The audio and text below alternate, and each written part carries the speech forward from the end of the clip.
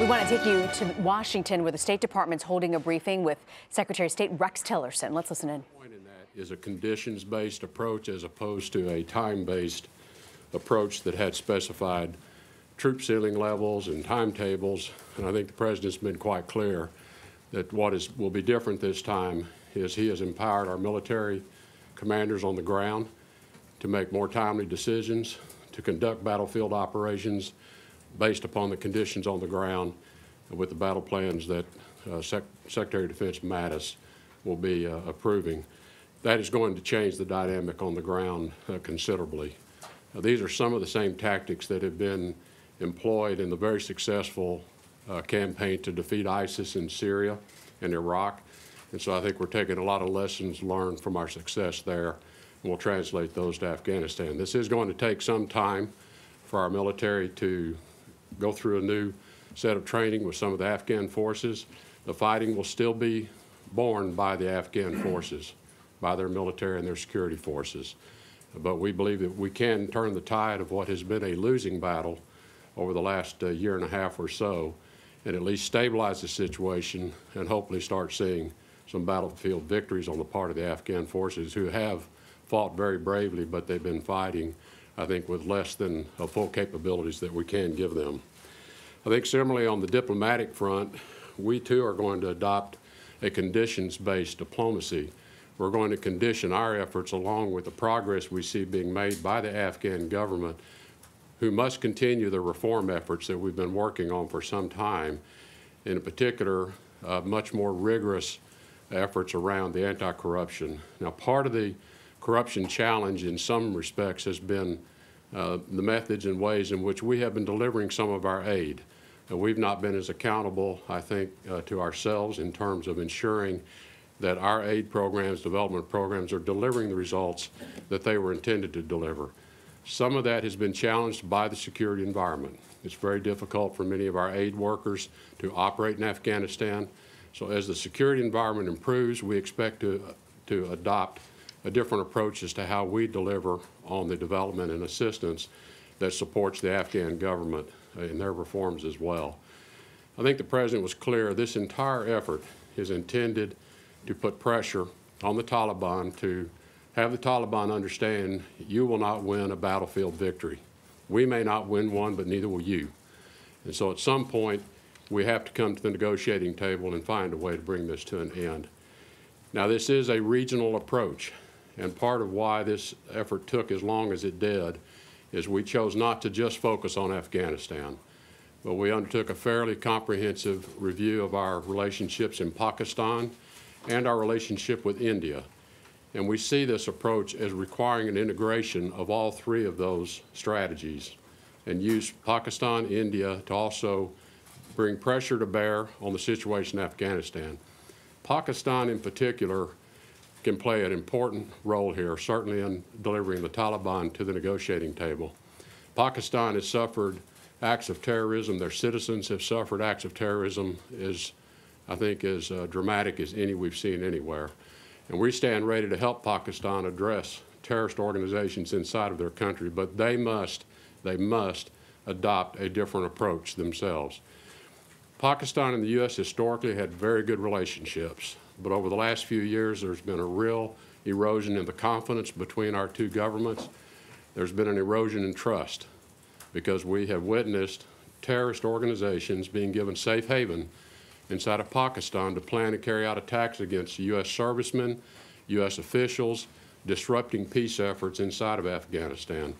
Pakistan must adopt a different approach, and we are ready to work with them to help them protect themselves against these terrorist organizations, but certainly to begin to end their attacks that are disrupting our efforts at peace. We are going to be conditioning our support for Pakistan and our relationship with them on them delivering results in this area. We want to work with Pakistan in a positive way, but they must change their approach. India is emerging as a very important regional strategic partner with the United States and has played an important role supporting the Afghan government and in particular supporting their economy. India has provided developmental assistance, they've provided economic assistance. They are hosting an important economic conference in India this next week All of that is important to stabilizing Afghanistan as a nation, get their economy functioning, stabilize the country so that they can provide more opportunities to their citizens.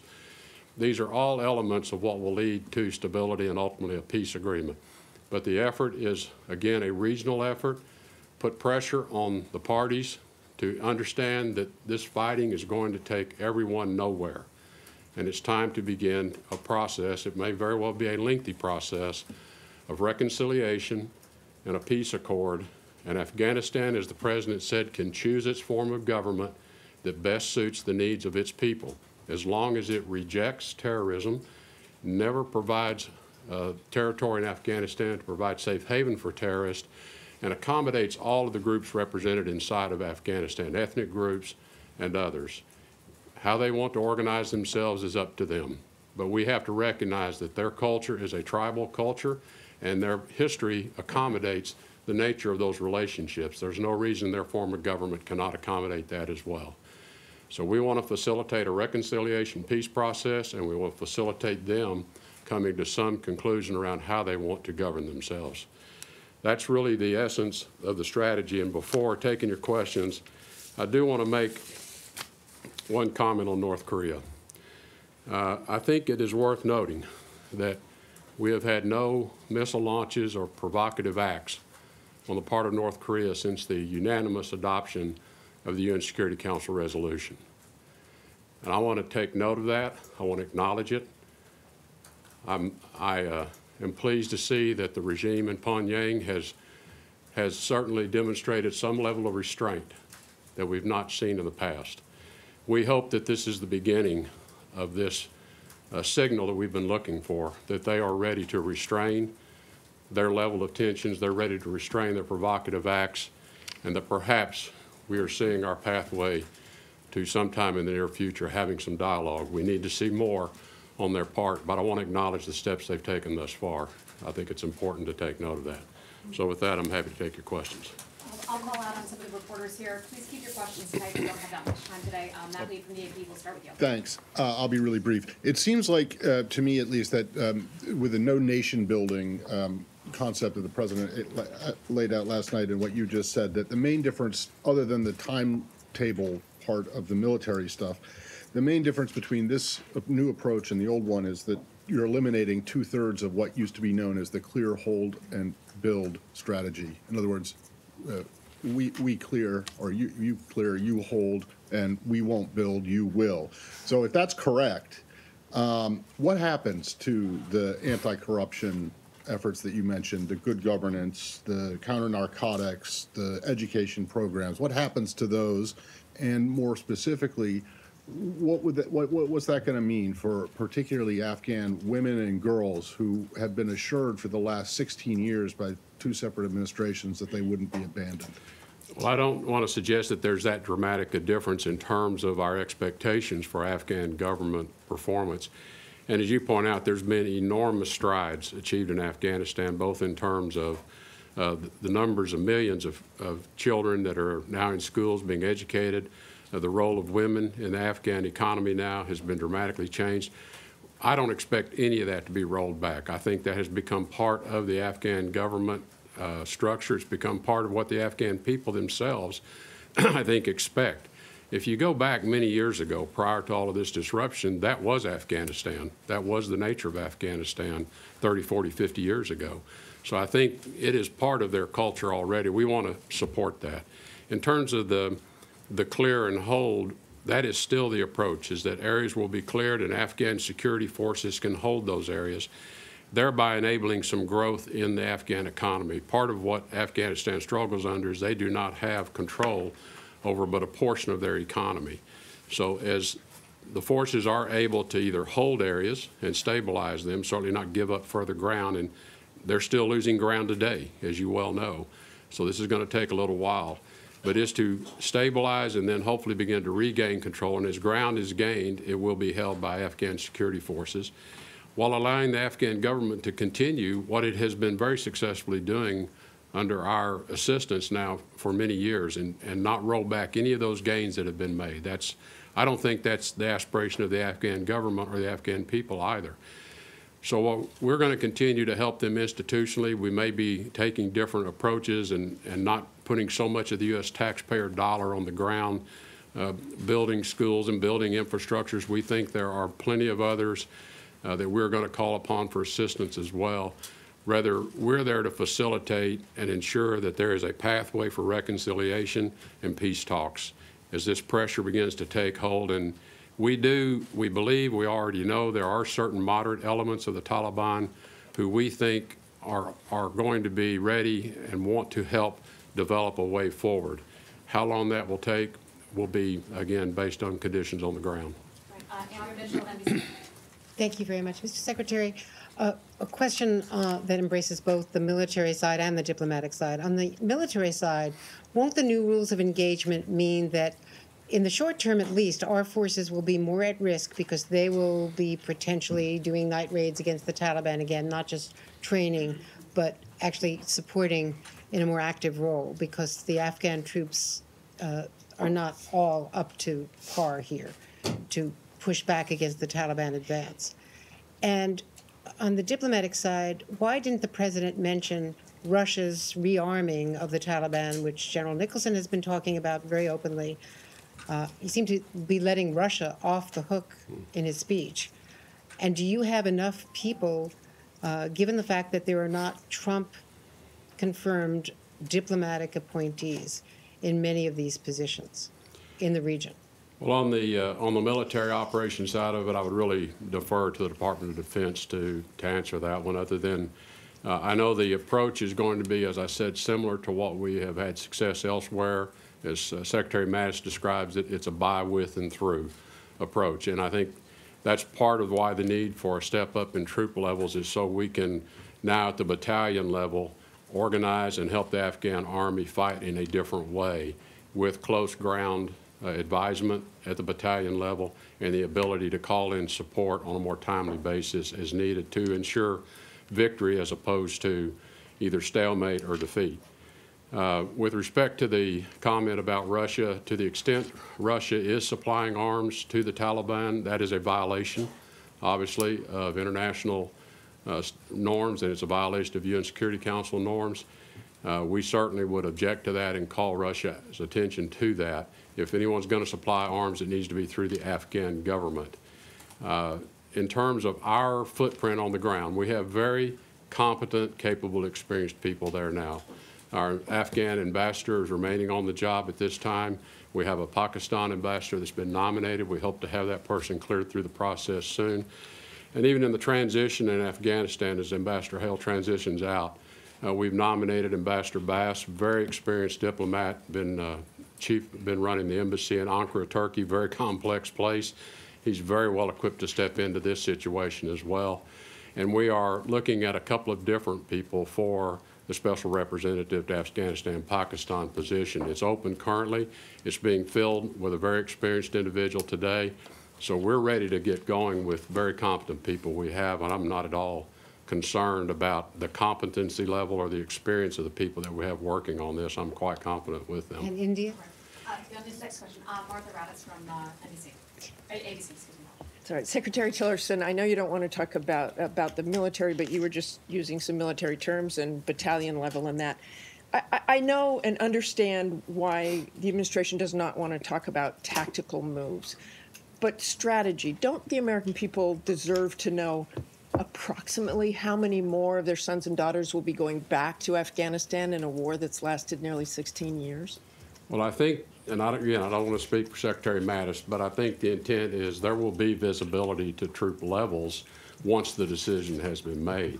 I think what the President has conveyed, and I agree wholeheartedly with him, is that we are not going to signal ahead what our plans are. We're not going to signal ahead an increase, a decrease, the timing of any of that. It will be driven by conditions on the ground. The only way we can defeat an enemy that is as nimble and as cagey tactically as this enemy is we have to be as cagey and tactical as they are. And we've not been fighting that way. Could that include strikes in Pakistan?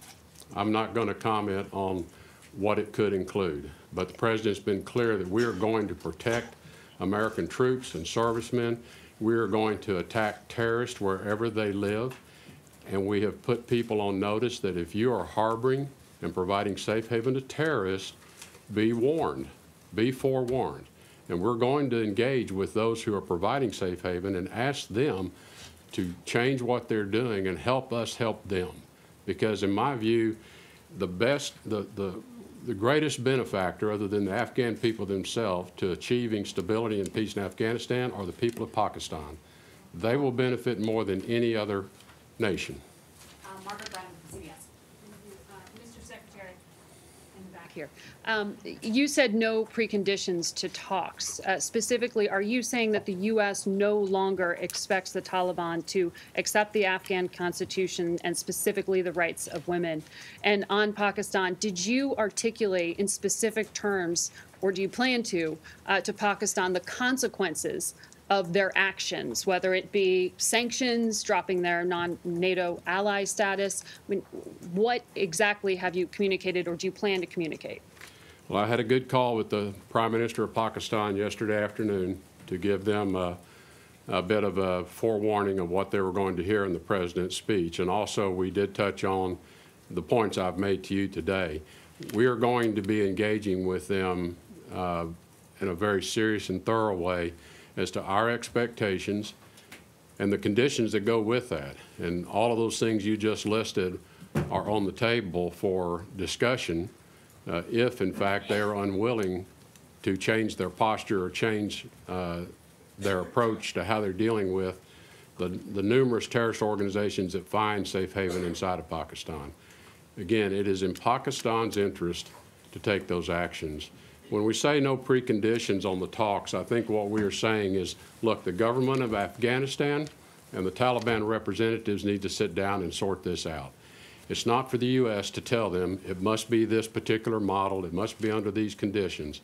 And I think that's what the President means when he says we're no longer nation building. Look, we've tried taking certain principles and forms around the world, and sometimes it works, and a lot of places it doesn't work. We don't know what's going to emerge here. We're going to be there, obviously, to encourage others, but it's going to be up to the Afghan government and the representatives of the Taliban to work through a reconciliation process of what will serve their needs and achieve the American people's objectives, which is security. No safe haven for terrorists to operate anywhere in Afghanistan now or in the future. Tom Rogan with the Washington Examiner. Mr. Secretary, you mentioned the force protection concerns and Ambassador Bass shortly going to Afghanistan and the SRAP discussions. But how are you going to get someone who is able to go out beyond the wire and negotiate functionally, regularly, in that weekly basis with individuals from the Haqqani network and that force protection concern? Well, we are going to have to improve the security environment. It is not, the environment today is not conducive to carrying out those types of activities. You're exactly right. And so part of what we're going to have to do is first ensure we're ready to engage when conditions permit us to engage. It again is why Pakistan is very important in this discussion as well. Pakistan can facilitate much of that discussion. And there are other regional players to which this particular conflict and this unstable situation in Afghanistan are important. We've had discussions with the Chinese about a role they might be able to play. We've had discussions with the Russians about the role they could play if they choose to. And certainly regional players in the Gulf, GCC member countries, are very interested in seeing this area in Afghanistan stabilized as well. So there are a lot of partners out here on the periphery that I think will have, from time to time, important roles they can play. Ultimately, it comes down to the two parties, the Afghan government and the Taliban representatives. Felicia Swartz with the Wall Street Journal. Thanks, Mr. Secretary. Going back to Pakistan, officials for quite some time, Democratic and Republican administrations, have tried to get the government to stop giving safe haven to the Haqqani network terrorist groups. What leverage do you think you have? Well, I think it's obviously we have some leverage that's been discussed in terms of the amount of aid and military assistance we give them, their status as a non-NATO alliance partner. All of that can be put on the table. But, you know, at the end of the day, Pakistan has to decide what is in Pakistan's best long-term interest from a security standpoint for themselves and for their people. Quite frankly, as I evaluate Pakistan's current situation, if I were the Pakistan government, I would have growing concerns about the strength of the Taliban and other organizations inside of Pakistan who seem to be growing their numbers and their presence to the point that at some point they become a real threat to the stability of the Pakistani government itself. I think they need to be thinking about what is in their best long-term interest and how can we work with them to achieve a safer, more stable Pakistan in the next decades to come as well. I think it really is up to them. They've got to ask themselves that question. Why does this work for them, and why is this going to continue to support their stability and the survival of their government in the years ahead if they continue to allow these elements to just grow and maintain their presence inside of Pakistan? Last question. Welcome, AFP. Thank you, Mr. Secretary. Don't you fear on the other side that too much pressure, too tough pressure on Pakistan may destabilize Islamabad and may have destabilizing all the region with having Taliban stronger in the country? That is a concern, and that's why I made the comments I just made, that I think it's important that Pakistan begin to think about its ability to contain these groups as well. It's why, though, we take a regional approach. The U.S. alone is not going to change this dynamic with Pakistan. India and Pakistan, they have their own issues that they have to continue to work through. But I think there are areas where perhaps even India can take some steps of reapproachment on issues with Pakistan to improve the stability within Pakistan and remove some of the reasons why they deal with these unstable elements inside their own country. As I said, other regional players have strong interest in Pakistan. China has strong interest in Pakistan. Having a stable, secure future Pakistan is in a lot of our interest. They are a nuclear power. We have concerns about their weapons, the security of their weapons. There are many areas in which we believe we should be having very productive dialogue that serves both of our interests and regional interest as well. So this is, again, this is not a situation where the U.S. is saying, look, it's just us and you. What our approach is to bring, as I said, these regional approaches is to bring all the other interests into this effort. Much as we've done with North Korea and assembling this global effort in North Korea, I think too often we try to distill these challenges down to where it's just the U.S. and some other country, and only between the two of us can we solve it. We have to enlarge the circle of interest and bring others into the effort as well, and that's what we'll be doing with Pakistan as well. Thank you, Mr. Secretary. Thank you, everyone. Thank you. We'll see you tomorrow. We'll have a press briefing at 2 p.m.